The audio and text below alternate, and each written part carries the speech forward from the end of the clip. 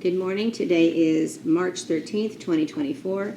My name is Joe Reingold, and I am here interviewing Kathy Garber. Good morning, Kathy. Good morning. Tell us a bit about what you know of the history of your family, where your grandparents were, where they lived, what they did, and your parents, and then on up into your early childhood.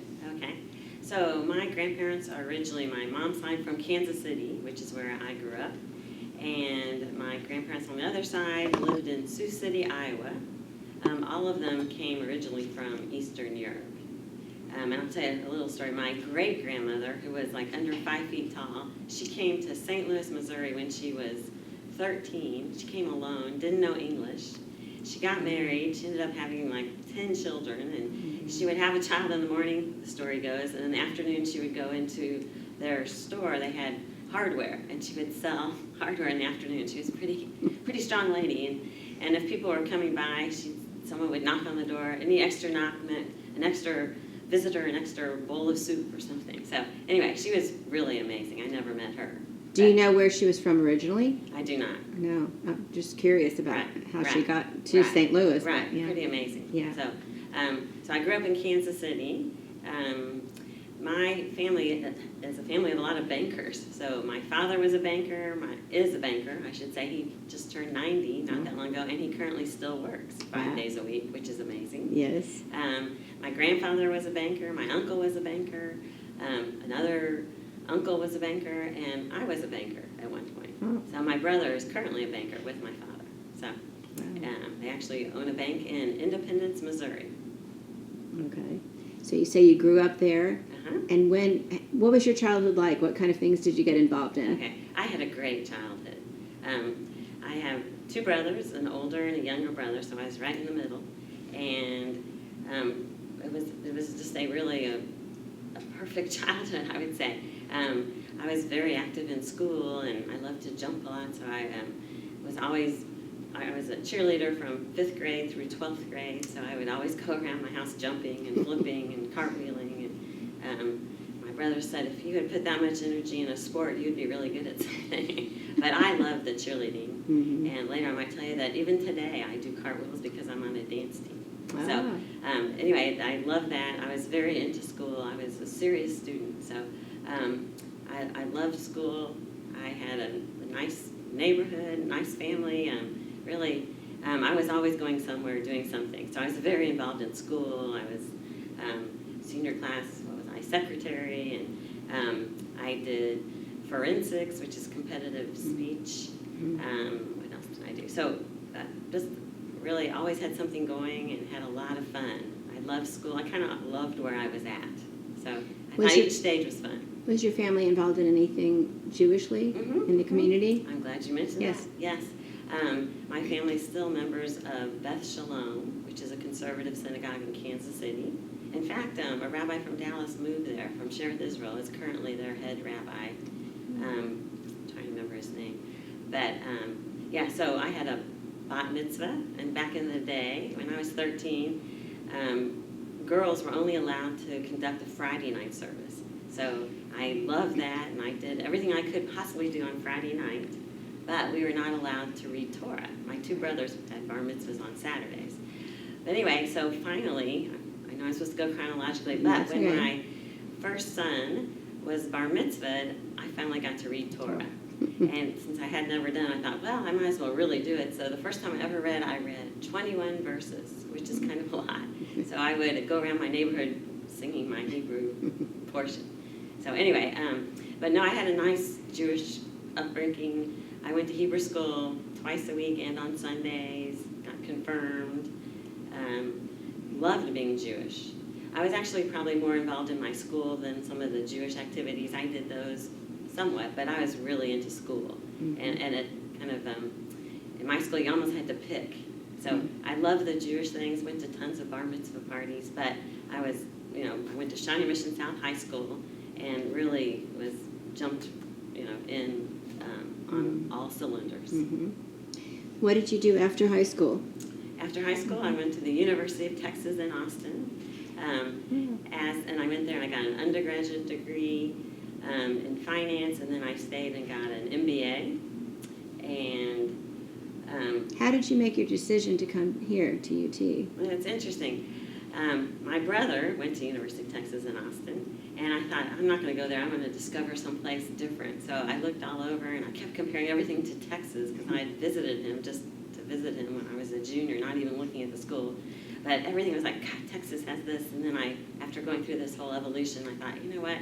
I think I love Texas. So I ended up going to UT, and I think it's the best decision, probably one of them I've ever made. And then my younger brother also went.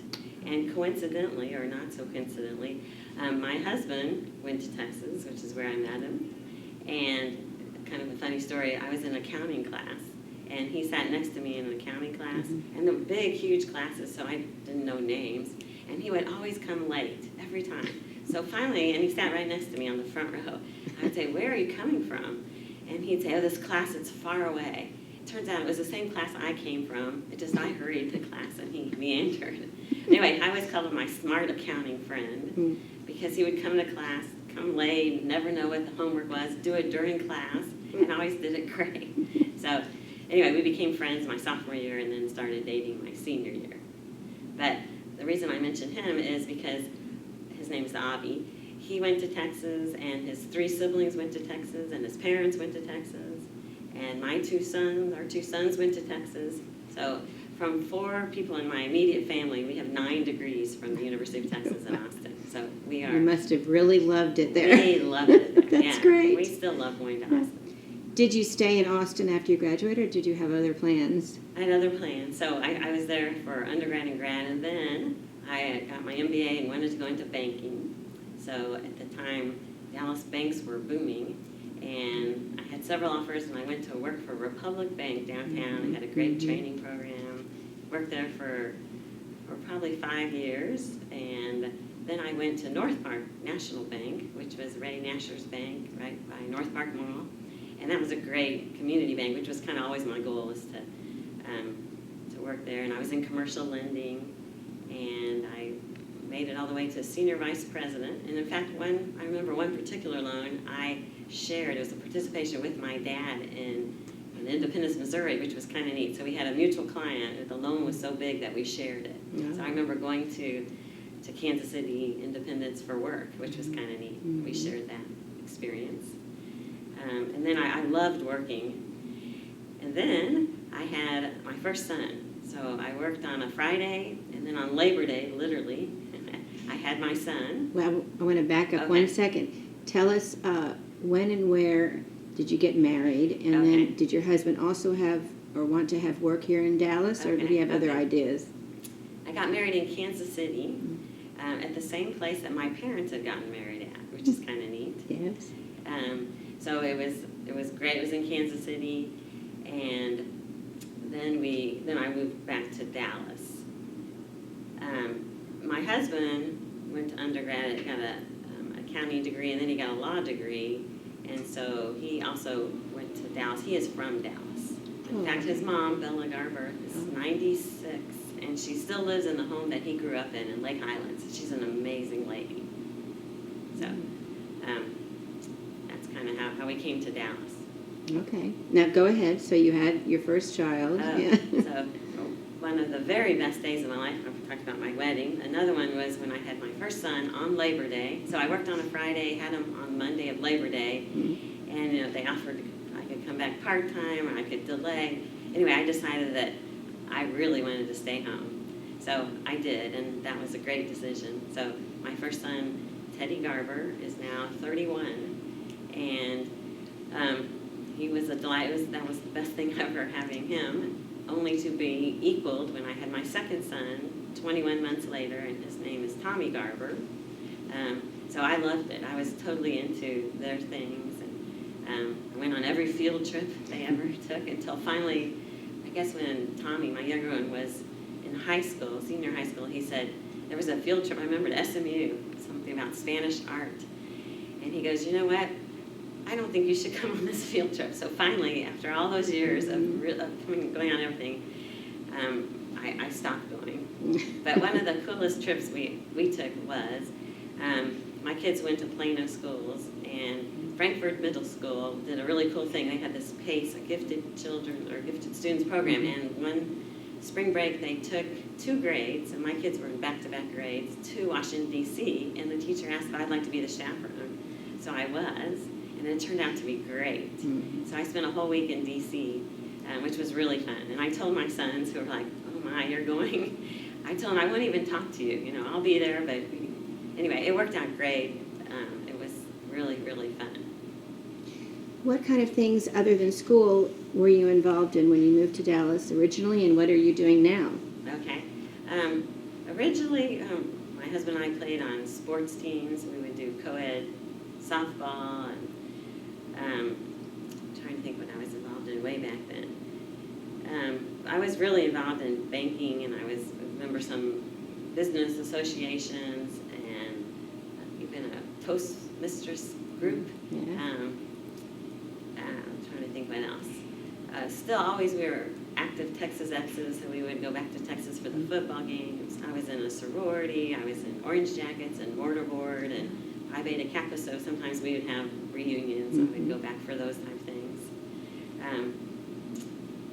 And then, once I had my kids, as I said, that I went on all the field trips. In addition, one time, I remember Teddy, my oldest one's first grade teacher, said, do you play chess? And I said, yes. Mm-hmm. And they wondered if I would come teach the first graders how to play chess during school. And I said, sure. So I remember it was really a very interesting experience, because when kids are that age, really, everyone likes playing games. So I remember we had this life-size chessboard. We had black and white, and I lined them up from tallest to shortest, so we would be the people from kings to rooks. And then we would play chess as people. And then we would come every week, and they actually got really good. And we ended up starting a chess club at Jackson Elementary. And it went all the way from 1st through 5th grade. And the club kept getting bigger, and I kept going back once a week to teach these kids in 2nd, 3rd, 4th. And then finally they were really better than I was, but it was still really good. It was very enjoyable from my perspective to watch these kids grow from when they're in 1st grade and they lose and they cry to learning that that's part of chess, and strategy and patience and teamwork. And anyway, it was really a great experience. And then when my oldest son went to middle school, I was going to stop running the chess club, and he did an interesting thing. He hated for the chess club to stop, so he said, I'll run it. Now, he's a 6th grader. And I said, how's that going to work? Your school hours are different. And he said, I'll just do it before school. So Teddy ran the chess club at Jackson Elementary at 7 a.m., so he'd run it for an hour and then go to school. They had 80 kids in this program. They had to have different sessions, and they ended up competing with other schools. And he provided just the right hybrid so that the next year there was someone that would run the chess club. So they had the chess club continued. That's that wonderful. was kind of a fun thing. And to this day, my kids still play chess. They play online, speed chess, all kinds of chess. That's great. It's a great skill to have, that's Yes, for sure. Yes. Can you think of anybody along the way that you would consider your mentor? Yeah, but first I want to go back and okay. tell you what I'm into now. Okay, Okay? sure. Okay, so once my kids went to college, I really needed something, and I decided that I was going to go to the Dallas Holocaust Museum, which is what it was called at the time, and I got trained to be a docent, and I absolutely fell in love with it. And then about 4 years, now the Holocaust Museum moved to this great big independent 50,000 square foot facility called the Dallas Holocaust and Human Rights Museum, and now I'm a docent educator there, and I thoroughly love it. It's an amazing museum, and it covers all kinds of things. And one of our most important themes is talking about upstanders. A lot of people say, how can you work at the Holocaust Museum? And I tell them that it's really inspiring. It's a terrible time in history, but the way it's presented at our museum is we talk about the tiny percentage of the population during the Holocaust that helped people, the upstanders. People that saved children or hid Jews or did incredible things. And so hopefully as you go to this big museum, we leave you with the message that you can make a difference, and that this is a hopeful journey, that we learn from the past to make a better future. And it really gives me hope to see, we have so many students, I think it was up to maybe 80,000 students last year that came through, and some of these students have no idea what the Holocaust is or anything, even who is a Jew. And our goal is to get them through the museum and really explain what happened and who the Jews are and who the Nazis, the collaborators were, and how we can all do things to make it better. And especially in today's environment with anti-Semitism growing by leaps and bounds, it's even more important to educate, to communicate, to let people realize that Jewish people are just like everyone else. In addition, one other thing that I'm involved with is with the ADL. I'm a facilitator, and what we do is we go into schools and businesses, and we talk about no place for hate. So we actually have schools that sign up to be a no place for hate school, and the schools come up with programs that they want to do through the year. And at the end, if they've accomplished these goals, they get a big banner that says they're a no place for hate school. In addition, we have other programs. One's called A World of Difference, and we go in there, we talk about anti-bias education. We all have bias, but if we can learn what they are, we can deal with them, and we can treat them in ways learning to respect everyone and appreciate diversity. So that's been an incredible program. We also have a third program called Words to Action, where it really deals head-on with anti-Semitism. So those are programs that I love to do. One other thing that I'm involved with is through the Federation, there's a committee called the JCRC Committee. And one of my favorite programs from that committee is called Student to Student. So that's a program where Jewish students go into non-Jewish student classrooms, like maybe private schools, and they talk about what it means to be a Jew. And it's a great program because it's peer-to-peer. So you can have a student, a high school student, talk to another high school student.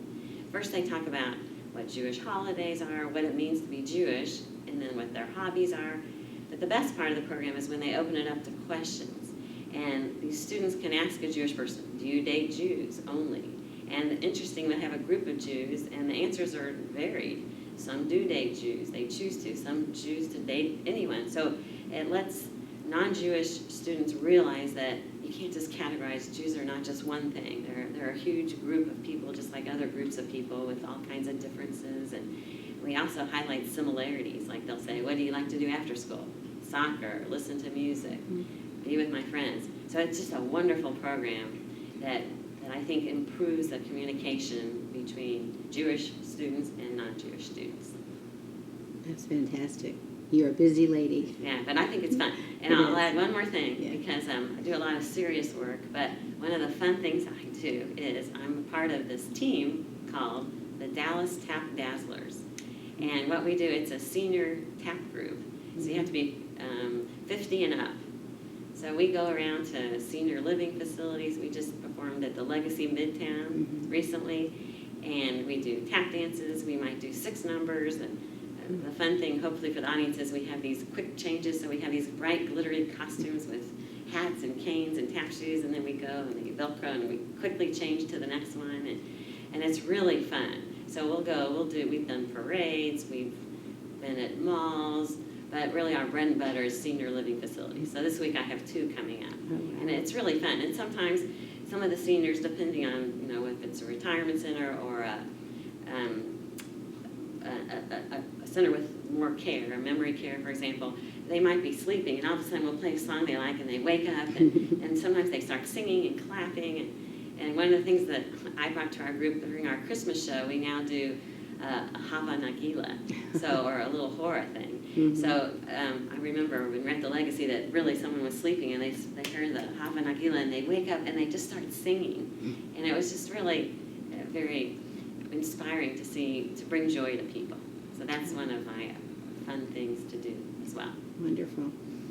Wonderful. I don't know if you can pick a mentor. You're involved in so many things. You probably have several or not. I have lots of mentors. Do you? But one of them, who I mentioned earlier, is my mother-in-law, who's 96. Her name's Bella Garber. Right. She is really the most amazing person that anyone's ever met. Everyone loves her. So for 50 years, she worked at Temple Shalom.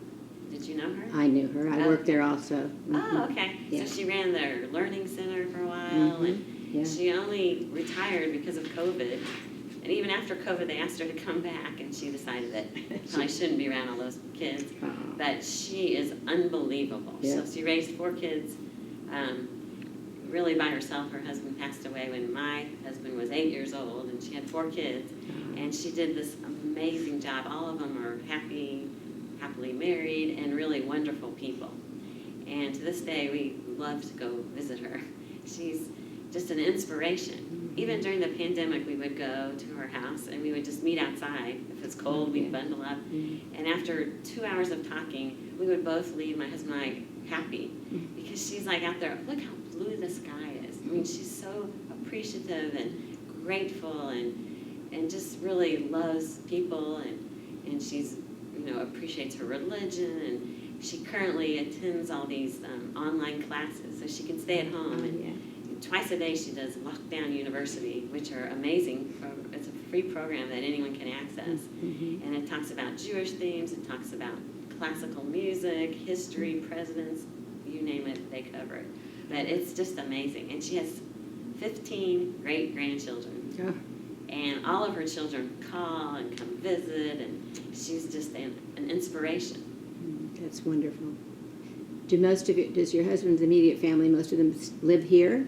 Most do not. His sister, he has 3 sisters, and his next oldest sister, he's the baby, his next oldest sister, Sarah Lerner, lives a block away from us. So we see them all the time. But the other sisters live in other states, but they all come to visit. So we see them, and it's a really close family. And on Fridays, she gets a lot of calls wishing her Shabbat Shalom.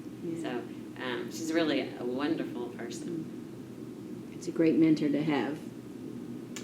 Before we end, I would like to know your impressions of Dallas when you first came here, and how has it changed now? What have you seen? I've always loved Dallas. Maybe it helps that I've had a great group of friends here. A lot of our friends came from Texas, UT, and we're still friendly with them today.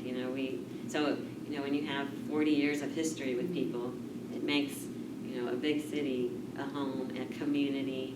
So I love Dallas. I think it has everything you need to here.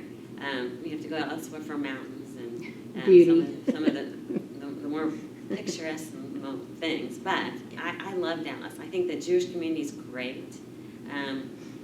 My kids started a Jewish preschool, Beth Torah, and we're still there. And interestingly enough, a lot of my son Tommy's class is still there years later. He's currently 29. Oh, and just to tell you the rest of my family, my 2 sons, both are married. One just got married a month ago. And my other one's been married 4 years, and I'm the proud grandmother of 2 grandchildren. So my oldest son has a boy and a girl, and my youngest son just got married a month ago. Mazel tov. Yeah, so... Are they planning on staying here? Unfortunately, I hope they're going to move back, but one lives in Austin, so that's not bad. Okay. And the other lives in New York. And his wife has a lot of family up there, so it's great. But I'm hopeful he'll return to Texas, because one thing about Texas is I was always under the impression that if you're born in Texas, you return to Texas. So I'm hoping that my son that is in New York will come back to Texas. But I love Dallas. I think the people are friendly. There's things in politics, or there's things that I would, prefer change. But I like the people, I like the community. I think there's so many ways to get involved here. And I especially love the Dallas Holocaust and Human Rights Museum. And I would offer any of you, give me a call. I'll give you a tour of the museum. Thank you. Anything else you want to add before we end? You can think of? Well, thank you for being so involved in our community and for doing this with us. We really appreciate it. And that's it. Continue to grow and enjoy. Okay. Well, thank you very much.